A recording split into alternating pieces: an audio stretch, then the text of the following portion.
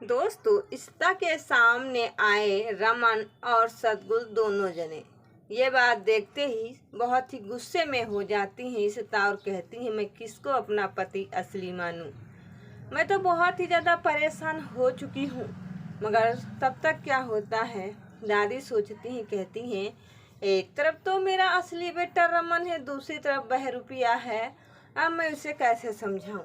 ये बात सुनकर रूही पूरी तरीके से रोने लगती है। मगर तब तक रमन कहता है कि इशिता, तुम मुझे टाइम दो, अपनी माँ से मैं बात करूँगा, क्योंकि काफ़ी टाइम हो चुका है और मैं माँ से अपने बात नहीं किया हुआ हूँ। ये बात रमन कहता है। तब तक वहाँ पर सिमी खड़ी हुई होती हैं। सिमी कहती हैं कि ये महका, तुम भी ना क्या बता करती हो। मुझे नहीं मालूम कि ये सब किसकी वजह से होता रहता है।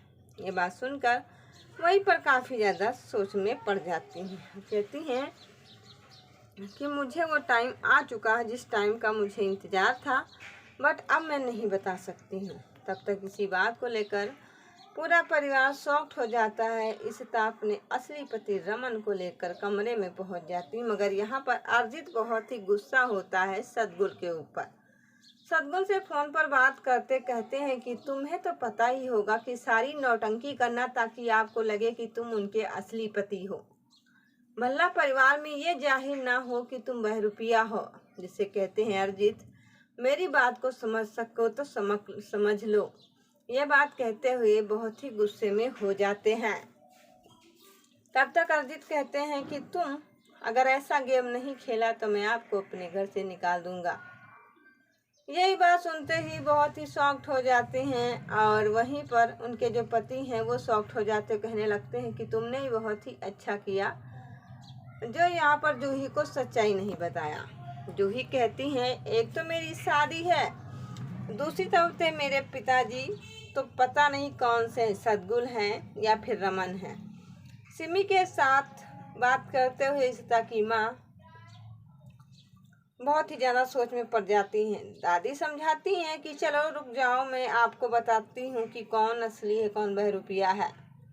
वहीं पर इशिता की माँ बहुत ही ज़्यादा सोचती हैं और सोचकर गुस्से से हट जाती हैं। तब तक कहती हैं कि इतने दिन तक रमन तुम कहाँ रहे, मुझे सच क्यों नहीं बताया। दादी जी साथ में पल्ला परिवार की पूरी फैमिली काफ़ी ज़्यादा डिस्कस करते हुए बात करते हैं और कहते हैं कि युग, तुम्हें नहीं मालूम होगा, मुझे पता है। तब तक बहरूपिया रमन आ जाता है इशिता के पास और कहता है कि मुझे आपके असली पति से मिलना है। आपके असली पति कहाँ पर गए हैं, मुझे बहुत ही जल्द उनसे मिलने का समय दिया जाए। जिसे उनके ताऊजी बैठे हुए होते हैं और कहने लगते हैं, युग कि तुम ऊपर कमरे में नहीं जा सकते हो, पापा जी आराम कर रहे हैं। ये बात सिमी कहती हैं, साथ में महका भी कह रही होती हैं। तब तक कहती हैं कि तुम्हें नहीं समझ में आएगा कि ऐसा क्या हुआ है। इशिता तो अपने फैमिली को बहुत ही ज़्यादा समझाती हैं, मगर कोई बात उन्हें मानने के लिए तैयार नहीं होता है। महका कहती हैं, अब तो टाइम हो चुका है और मुझे अपने भाई से मिलना है। वो बात सुनते ही बहुत ही ज़्यादा अपने टाइम को एक्सेप्ट करते हुए जाती हैं। मगर कहते हैं जो भल्ला परिवार की फैमिली है वो तो एक ही पास बैठी हुई होती है, मगर सदगुल जो हैं वो दौड़ते हुए जाते हैं रमन के पास और कहते हैं कि आपको मेरी बात समझना होगा। आपको क्यों नहीं समझ में आ रहा कि आखिर में हकीकत क्या है। यही बात को लेकर जब वहाँ पर आ जाते हैं और उन्हें समझने को मौका नहीं मिलता, जिससे कहते हैं, चलो मैं आपको बताता हूँ कि आखिर में रीजन क्या है। आखिर में सदगुल, रमन और इशिता तीनों लोग एक ही कमरे में होते हैं और कहते हैं सदगुल की, इशिता तुम्हें बात समझना होगा कि आखिर में हकीकत क्या है। मैं आपका असली पति हूँ और ये बहरूपिया कौन है। इशिता कहती हैं, खबरदार, अगर तुम मेरे असली पति को बहरूपिया पति बनाया तो मुझसे बुरा कोई नहीं होगा। चले जाओ। रमन को जबरदस्ती रमन के सामने सदगुल इशिता को गले से लगाकर उन्हें बहुत ही ज़्यादा सोच में पड़ जाते हैं। तब तक कहने लगते हैं कि हाँ, मुझे तो पता चल ही चुका है कि आज नहीं तो कल ये तो होना ही होना था। पूरे भल्ले परिवार के शॉक्ड हो जाते हैं, मगर सद्गुल कहते हैं कि मुझे तो समझना ही पड़ेगा कि ये सब कैसे हो रहा है। वहीं पर जानते हुए चुप हो जाते हैं, मगर सद्गुल को गुस्सा आता है रमन के ऊपर। करण कहता है कि लाइए मैं फ़ोन करके बताता हूँ कि तुम मेरे पीठ पीछे ऐसा गेम क्यों खेल रहे हो, आपको क्या मिल रहा है। सद्गुल का गुस्सा पूरे भल्ला परिवार में फूट उठता है, मगर उनको अंदाज़ा भी नहीं होता कि सीता भी कुछ कहने वाली है। सीता कहती हैं युग से कि युग, तुम ये बहरूपिया के पति को मेरे घर से निकाल दो। तब तक रूही कहती हैं महका से, ये क्या हर एक दिन नया ड्रामा मेरे घर में होता है, मुझे नहीं समझ में आ रहा कि ये ऐसा होता भी क्या है। चलो मुझे कुछ ना कुछ तो ज़रूरी करना पड़ेगा।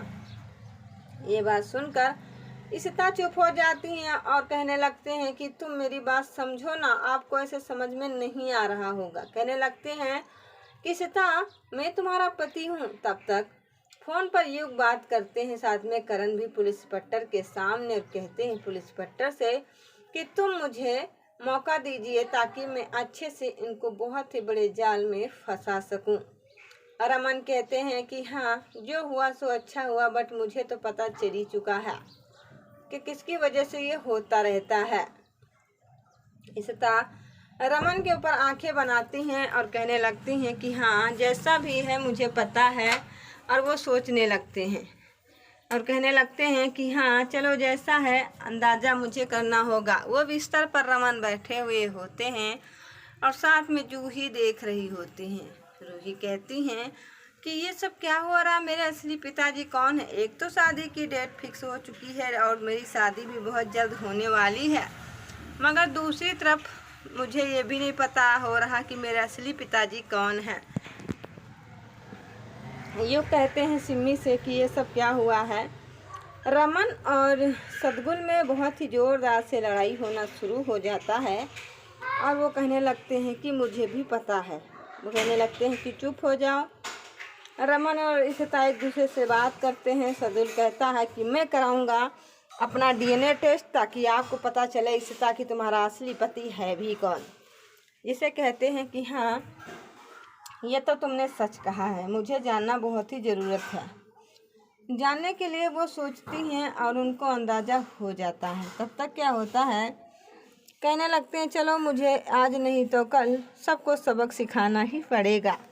मैं बहुत ही ज़्यादा परेशान हो चुका हूँ, अब मुझे शांत नहीं बैठना है जैसे तुम लोग शांत बैठाने की कोशिश करते हो। सीता उठती हैं और सद्गुल को जोरदार से थप्पड़ लगाती और कहती हैं कि तुम मेरे पति पर ऐसे इल्ज़ाम नहीं लगा सकते हो। रमन मेरा असली पता है, माई हस्बैंड रमन सिंह। कहते नहीं, मैं तुम्हारा पति हूँ। तब तक भल्ला परिवार के लोग आते हैं, कहते हैं कि सीता तुम सावधान हो जाओ। पहले तो सद्गुल को ही अपने पति बताती थी, कहती हाँ, क्योंकि मैंने अपने इस अतीत के बारे में सच आपको इसलिए छुपाया ताकि मेरे इस घर में मेरा मान सम्मान हो और मैं अच्छे से समझ सकूं। यही बात सुनते हैं आपस में बात होने लगती है और उन्हें अंदाज़ा भी हो जाता है। तब तक सीता और रमन एक पास बैठते हैं और अच्छे से समझाती हैं सद्गुल का बारे में। युग सोच रहे होते, कहते अब ये सद्गुल हमारे घर में एक नई चाल लेकर आएगा, मुझे पता नहीं है। तब तक सीता और रमन एक दूसरे के हाथ मिलाकर बहुत ही ज़्यादा खुश हो जाते हैं और उनको समझ में भी आ जाता है कि हकीकत क्या ही है। मगर सीता और रमन की वो नज़रियाँ देखकर काफ़ी ज़्यादा प्यार बढ़ रहा होता, क्योंकि सीता रमन से बहुत ही दिनों के बाद मिली हुई थी और सीता अपने परिवार को ये भी बता देती कि अभी तक जो भी मैंने गेम खेला वो सब नकली था, मेरा असली पति रमन मेरे पास वापस आ चुका है। तब तक उन्हें बिस्तर पर जाती ही लेटा देती हैं और ऊपर से चादर ओढ़ाने की कोशिश करती हैं। सीता रमन को चादर उड़ाकर और काफ़ी ज़्यादा नज़रियाँ बढ़ाते हुए वहाँ से निकल जाती हैं, मगर रमन कहता है कि अब मैं क्या करूँ, मुझे समझ में नहीं आ रहा है। तब तक रमन से कहती हैं चलो मैं आपको बताती हूँ। सीता कहती हैं अगर आपको विश्वास नहीं है तो चलिए मैं आपको दिखाती हूँ मैं अपना बनाया हुआ ऑफिस। वैसे वो ऑफिस में खोलती जिससे वहाँ पर कुछ भी नहीं होता है। वहाँ पर भल्ला परिवार की फैमिली देखने के लिए जाती है, मगर वहाँ पर होता कुछ भी नहीं और उनको अंदाज़ा भी नहीं होता है। तो दोस्तों आपको क्या लगता है, क्या सच में अब बहुत ही बड़ी चाल चलने वाली है? तो राय मुझे कमेंट सेक्शन में बताइएगा। वीडियो अच्छी लगी। हेलो गाइस, कैसे हो? आई होप आप लोग अच्छे होंगे। फिलहाल मैं भी बहुत ही अच्छी हूँ। और दोस्तों देख सकते हो कि बहुत ही ज़्यादा गर्मी है, यहाँ पर हवा भी नहीं चल रही है। यहाँ मैं जीने पे बैठी हुई हूँ।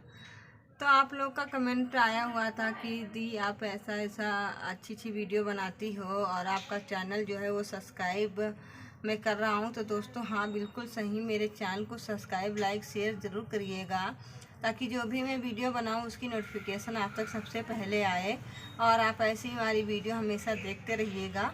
और दोस्तों आप लोगों से रिक्वेस्ट है कि हमारे चैनल को लाइक करें, शेयर करें, सब्सक्राइब करें, ताकि ऐसे में न्यू से न्यू अपडेट आप तक सबसे पहले पहुंचाती रहूँगी। तो दोस्तों मैं मिलती हूँ नई वीडियो के साथ, तब के लिए